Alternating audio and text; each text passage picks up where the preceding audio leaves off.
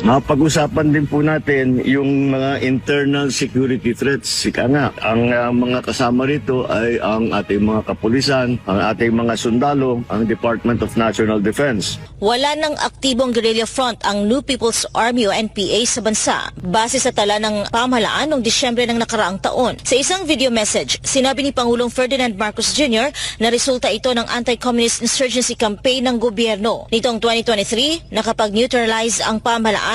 Dito ako nagpapasalamat po ako dito kay Marcos, Presidente, sa ating AFP. Maraming salamat sa NTFL CAC na which is ang isang co-chair doon, di ba? Dalawa sila doon isa doon si VP Sara Duterte. Ituloy nyo lang yan. Huwag nyo lang haluan ng politika, please. Kailangan ng ating mga kababayan talaga na matapos na ho itong mga to. Again, hindi man totally ma-eradicate. I mean, mahirap naman din talaga.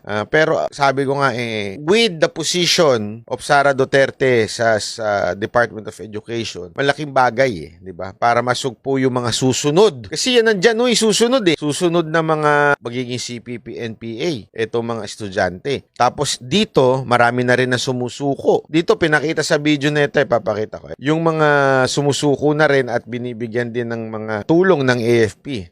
Nakapag-neutralize ang pamahalaan ng mahigpinist at local terrorist groups.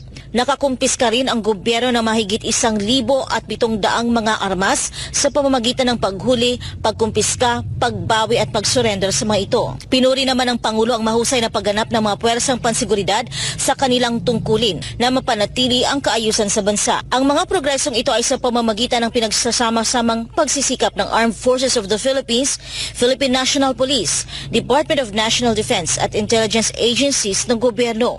Kaya patuloy natin ipaglalaban ito at maganda naman ang performance ng ating AFP, maganda naman ang performance ng ating mga pulis at magandang koordinasyon ng SND, ng Department of National Defense. Lahat ng ating mga intelligence agencies ay silang nagtutulungan, kaya naman naging matagumpay itong ating kampanya kontra sa internal terrorism. Una rito, nagbigay ang Administrasyong Marcos ng kabuuang 91.47 million pesos sa mga dating rebelde at surrenderies. Ito ay nagsilbing tulong pinansyal sa ilalim ng Enhanced Comprehensive Local Integration Program Package ng pamahalaan na pinangangasiwaan ng Department of the Interior and Local Government o DILG.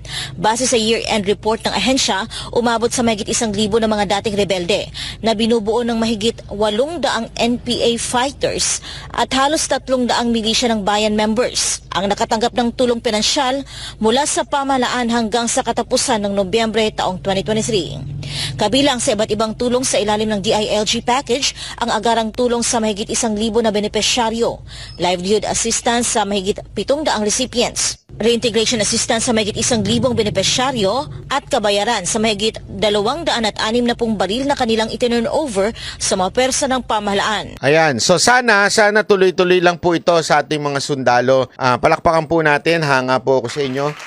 Alam nyo, mga kababayan natin na sa AFP, wag po kayo magpapaapekto sa politika sa Pilipinas. Alam ko, marami sa inyo frustrated because of the politics in the Philippines, especially sa nangyayari dyan sa Congress, tapos maging sa inyong retirement fee, medyo nabubulilya. So, naintindihan ko po yun, talagang masama. Hindi naman masama. Ibig sabihin, medyo hindi kayo masaya doon sa bagay na yun. Pero gayon pa man, maraming salamat dahil tuloy-tuloy kayong lumalaban para sa bayan, para makamit natin ng kapayapaan.